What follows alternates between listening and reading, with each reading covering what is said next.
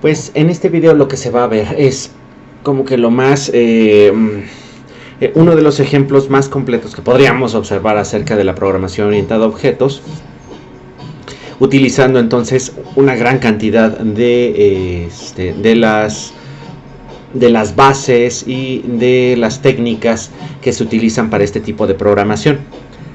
Aquí tenemos una de las islas de Netherlands, o sea, de Holanda, o lo que conocemos como Holanda o Países Bajos. Bueno, movemos para acá. Entonces, aquí vamos a incluir varios conceptos de programación orientada a objetos aquí en el lenguaje de programación Python. Vamos a mostrar entonces la clasificación taxonómica de un animal en especial, que sería el gato. ¿Qué es esto de la taxonomía? Entonces, también para incluir esta parte, la taxonomía se encarga de clasificar a todos los organismos vivos y de manera general se van a considerar algunos grupos principales para realizar la clasificación. Todos los seres vivos entonces están clasificados por su dominio, reino, clase, orden, familia, género y especie. Como en el caso de nosotros, ¿no? Por ejemplo, se habrán escuchado alguna vez esto acerca del Homo sapiens sapiens. En este caso vamos a utilizar también el Felis catus, que muchas veces se utilizan nombres en latín para poder diferenciar entonces tanto el género y especie. Pero ¿qué pasa con todo lo que está por encima? Habría que ver. En algunas de ellas se van a presentar subclasificaciones. Este programa quedaría extremadamente largo si se intentara realizar algo así. Tal vez otra técnica que podría utilizarse para generar este programa es de que se mandarán a llamar archivos con cada una de las clasificaciones, ¿no? Pero la idea entonces que se tiene aquí de cómo clasificar a cada uno entonces de estos seres vivos, ya sea por todos estos subgrupos, permite o genera un extraordinario ejemplo para verificar entonces esto de la programación orientada a objetos con todos los conceptos habidos y por haber. Entonces, nuestra idea sería generar una clase por cada uno entonces de estas clasificaciones. Una clase para reino, una clase para dominio, etcétera. Y hasta ahí me quedo con el otro etcétera porque si ya no va. Entonces, en este caso nada más voy a generar la clase reino, que va a tener unos ciertos atributos. Para repetir y entonces para que el video quede extremadamente completo y entender también este código, todo el código viene perfectamente comentado y se encuentra en la descripción del video para ingresar a al repositorio directamente en GitHub. Los atributos van a ser variables que definen a una clase. En Python se les va a conocer como variables de clase. Pueden ser del tipo ocultas o privadas, utilizando entonces dos diagonales bajos antes de colocar el nombre de la variable o del nombre del atributo, y estas no pueden ser manejadas fuera de la misma clase.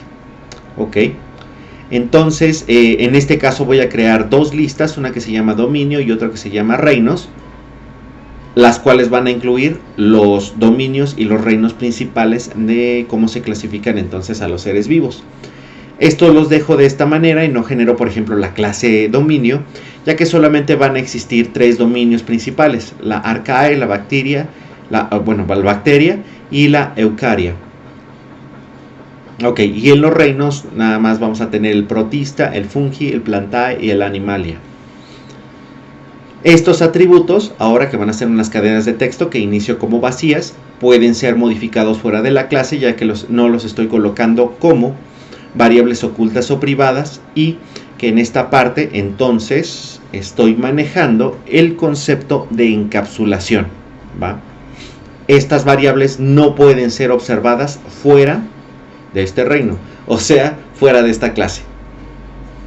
Por otro lado, vamos a tener el siguiente punto de las clases, que van a ser los métodos. Los métodos son todas aquellas funciones que realizan alguna acción dentro de la clase y pueden modificar o ingresar a sus atributos. Entonces, los métodos van a ser este enlace que vamos a tener para cuando se esté realizando la encapsulación de estas variables o de estos atributos, para poder ingresar entonces a ellos y hacer modificaciones y que no haya ningún problema sobre ello. ¿Ok? Uno de los métodos entonces más representativos en las clases se trata del constructor. El constructor se va a mandar a llamar cuando se instancie o cuando se genere un objeto a partir de una clase. Hay que recordar entonces que estas clases van a ser una especie entonces como de plantilla, desde donde nosotros vamos a poder generar objetos que van a tener entonces ciertos valores. Ahora, dentro de estos métodos entonces está este constructor, que les repito, entonces se va a crear o se va a mandar a llamar más bien cuando se instancie un objeto, cuando se cree un objeto. En este caso se genera con esto. Se va a poner def como una variable normal y posteriormente, bueno, no como una variable normal, más bien como una función de manera en general en Python, y se le va a poner entonces con guión bajo init guión bajo y se coloca entonces los paréntesis que representan entonces a esta función. Y por lo general, como se ha observado aquí en Python en otros videos, en este caso se le va a colocar el self como atributo que se le está enviando para decir que se está tratando a sí misma a esta clase, o se le está enviando a sí misma a esta clase. Una cosa medio extravagante que tiene Python, pero por lo general se tratan así. Y posteriormente en otros videos que serán o que se podrán ver un poco más adelante, esto funcionará bastante bien, o tendrá un mayor sentido, podría decir, un mayor sentido cuando se habla entonces de las interfaces gráficas de usuario. En este caso el constructor inicia los atributos a una cadena vacía, como en este caso, ¿no? ¿Va? Otro método representativo de la programación orientada a objetos, que no se había hablado en otros videos, es el destructor, el cual se encarga de limpiar la memoria al eliminar al objeto y cuando entonces se está eliminando.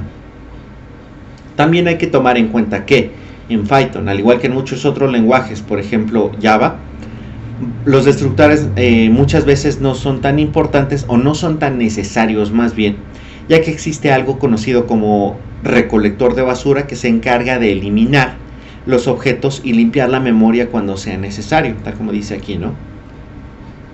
Este destructor se va a mandar a llamar cuando se termine el programa o mediante la instrucción del, y se coloca entonces el nombre del objeto. Y por supuesto entonces se va a generar con esta palabra clave del, rodeada entonces de un par de guiones bajos. Y aquí entonces ya se coloca un nombre, tal cual lo que va a realizar. También vamos a tener la función especial string o str, la cual se manda a llamar cuando se imprime tal cual el objeto. En este caso, si yo mando a llamar al objeto de la clase reino y se coloca dentro de un print o dentro de alguna variable, alguna función, algún método que requiera del uso de una cadena de texto o que esté esperando una cadena de texto como atributo o se esté manejando como cadena de texto, se va a mandar a llamar este método tal cual. Y entonces hay que regresar aquí una cadena de texto de cualquier manera, ¿no? Por otro lado, entonces aquí vamos a tener varias funciones en todas las clases que se generaron, que vienen directamente, repito, dentro de estos subgrupos. Se va a colocar entonces un verificador para verificar que exista dentro del dominio. Aquí lo que estamos haciendo es de que se va a enviar self, o sea, hacia sí mismo, y una variable que se llama dom. Entonces vamos a recorrer dentro de la misma clase a este atributo que se llama dominios, que es una lista, ¿no? Entonces, al tratarse de una variable iterativa, como es una lista, entonces la podemos recorrer directamente con este for. Vamos a colocar entonces aquí nuestra variable dummy o nuestra variable temporal que va a recorrer entonces toda esta lista. Y en caso de que esta variable temporal, que es una cadena de texto, ya que estamos ingresando a una lista de cadena de texto, se coloca entonces aquí un atributo para estos objetos de tipo string o de tipo str, el cual es lower. Lo que hace es hacer que todo lo que se haya recibido o todo lo que se encuentre aquí se mande a caracteres en minúsculas. Y si esto es igual a lo que se está enviando aquí, entonces se va a regresar un false. En caso contrario, se va a regresar un true. ¿Qué es lo que estamos haciendo aquí? Entonces, estamos creando una función que nos va a regresar un valor booleano, ya sea true o false, dependiendo de lo que estemos enviando aquí. ¿Qué pasa entonces cuando vamos hasta acá? En el programa, aquí está el programa principal. Aquí se está entonces generando un objeto de la clase reino. Se va a mostrar el método string aquí, y aquí destruimos el objeto. Ejecutamos y vamos a ver entonces aquí que se generó el reino, el objeto reino. Y después entonces al mandar a llamar el método string se manda toda esta parte.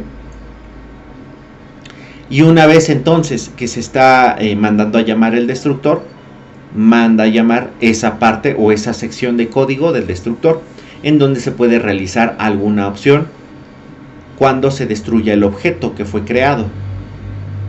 Y posteriormente entonces aquí generamos una nueva clase y ya va a empezar entonces a verificar.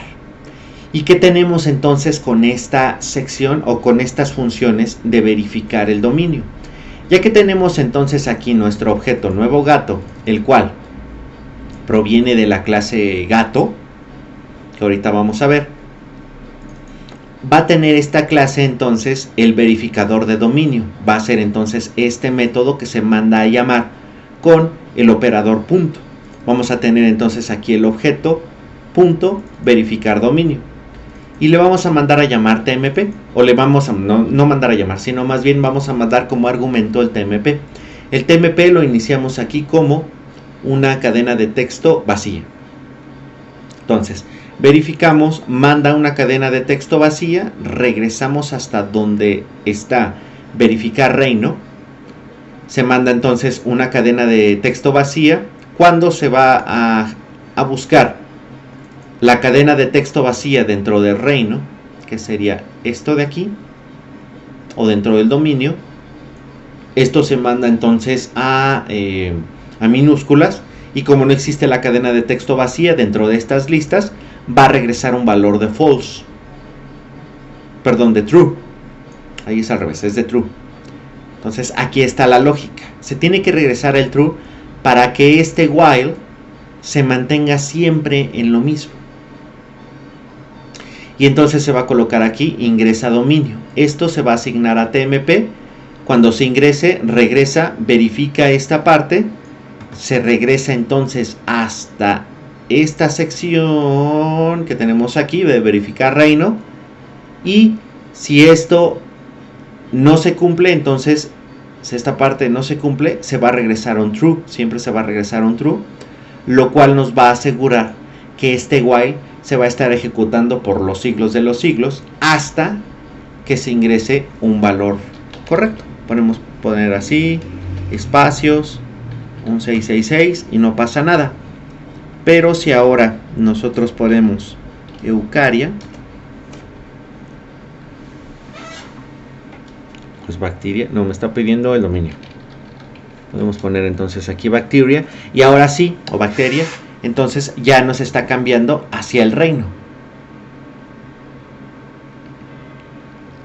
Que eso es lo que estamos buscando, ¿no? Ya está saliendo de este while. Ahora vamos a ver, ¿por qué entonces aquí yo mandé a generar la clase gato? Ah, correcto. Lo que estoy haciendo aquí es que la clase gato va a heredar de la clase Felidae. Entonces, al realizar la heredación o heredar directamente de una clase, lo que hereda son sus atributos y métodos que no sean privados. Pero por ejemplo, si dentro de este privado nosotros podemos verificar dentro de esta misma lista, no hay ningún problema, ya que este método lo está heredando perfectamente esta clase. Ahora bien, esto va a llevar entonces a heredar a diferentes niveles. Esta va a heredar de la clase Felidae. Felidae hereda de la clase Carnívora. Carnívora hereda de la clase Mamalia. Mamalia hereda de la clase Animalia. Y Animalia hereda de la clase Reino, que es esta la más grande.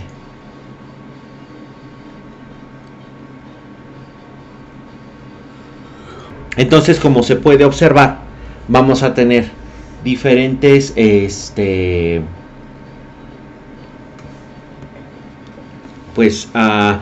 niveles de cómo heredar entonces todos estos valores para ir tomando todos los atributos y los métodos para poder entonces trabajar con esta parte. Y ya finalmente este nuevo gato va a tener, por ejemplo, este método que se llama imprimir árbol, el cual va a mostrar todo esto. Bueno, ya coloqué ahí bacteria, lo cual no funciona bastante bien. Pero bueno, vamos a poner alguna cosa que no tiene mucho sentido. Bacteria, fungi, clase, animalia. No, perdón, la clase no. Bueno, por aquí también se muestra en esto cómo es de que se podría hacer la prueba. Aquí está, era todo esto. Pero bueno, vamos a poner la clase mamalia. El orden carnívora. Bueno, ya no me equivoqué precisamente directamente sobre el dominio y el reino, pero bueno, lo soporta perfectamente. Felidae. Todavía falta entonces de que, por ejemplo, se coloquen algunos métodos que no permitan entonces que se seleccionen dominios, reinos, clases, órdenes que no tengan nada que ver. En este caso estoy colocando un dominio bacteria y el reino fungi. Es completamente improbable que suceda esto, ¿no? Ponemos aquí Felis, Catus. Esto no va a salir. Estoy todavía sobre el orden. Carnívora. Familia Felidae. Género Felis. Especie Catus. Y podemos poner la raza persa, ¿no? Bueno, ya le puse persa. Y entonces ya muestra todo esto, ¿no? Entonces, más o menos con este programa ya se tiene una idea de cómo generar todo esto de la programación orientada a objetos, cómo aprovechar entonces todos estos, los 4 pilares de la programación orientada a objetos, tanto la herencia como cómo generar entonces estos objetos mediante la abstracción, cómo generar entonces algunos atributos que sean solamente privados, y en esta parte del encapsulamiento, y bueno, también lo que ya mencionaba, ¿no? De la herencia. Y nada más en esta sección también, por ejemplo, faltaría, bueno, aquí también se tienen algunos métodos, por ejemplo, como los sets y los getters, para hacer modificaciones directamente a cada uno entonces de estos atributos, para seguir esta parte de la encapsulación. Y ya nada más haría falta entonces observar aquí la parte del polimorfismo, que sería entonces hacer modificaciones o más bien tener funciones que se llaman de la misma forma, pero al recibir diferentes atributos o regresar algunos otros valores en particular, pues tengan comportamientos diferentes, ¿va? Bueno, entonces el código se queda en la descripción del video. Es bastante largo, pero es, como ya lo mencioné, bastante ilustrativo de esta parte de la programación orientada a objetos. Bueno, entonces nos estaremos viendo muy pronto para seguir con esta serie de videos. Vale, adiós. Abur. Bueno.